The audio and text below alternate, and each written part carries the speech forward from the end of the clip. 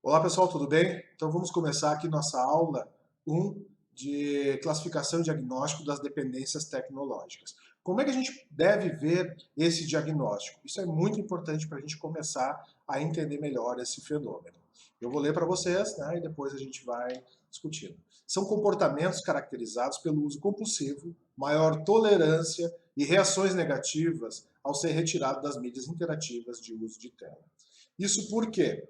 Justamente é o segundo tópico, porque não existe ainda uma padronização sobre a nomenclatura. A gente dizer que alguém é dependente de jogos de computador, teoricamente excluiria as pessoas que usam jogos online, por exemplo. Então, quando a gente fala em dependências tecnológicas, nós estamos falando de dependências de mídias interativas que necessitam do uso de tela.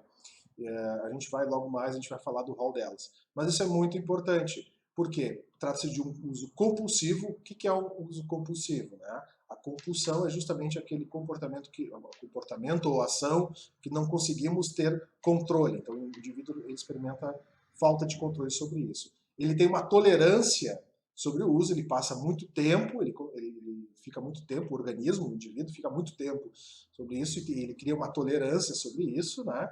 E ele tem reações negativas quando ele é retirado dessa mídia, quando ele não faz uso ou quando ele é privado disso.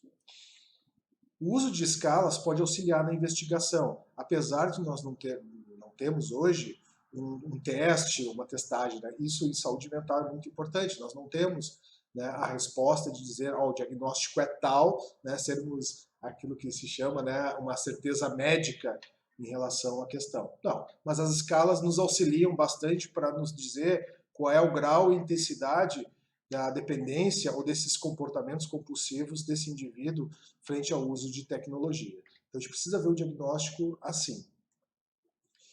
Um outro ponto, né, que é muito importante, elas não são definidas como um diagnóstico único, mas sim como uma coleção de sinais e sintomas, ou seja, uma síndrome.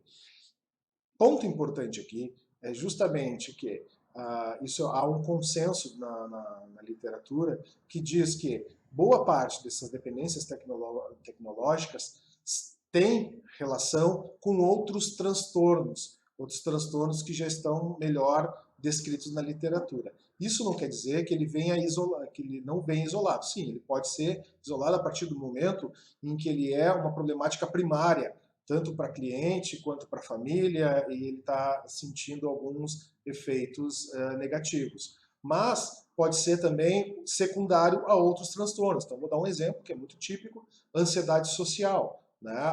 Alguns adolescentes e até adultos acabam tendo um problema, uma problemática maior de ansiedade social, antiga fobia social, e isso acabar aparecendo, né, como comportamentos, às vezes desadaptativos, o uso excessivo de mídias interativas. Ficar demais na internet, ficar demais nas redes sociais, ficar jogando online durante muito tempo. Então isso deve ser sempre visto e sempre abordado. Mas isso é importante, né? As dependências ainda não são definidas como diagnóstico único, tá?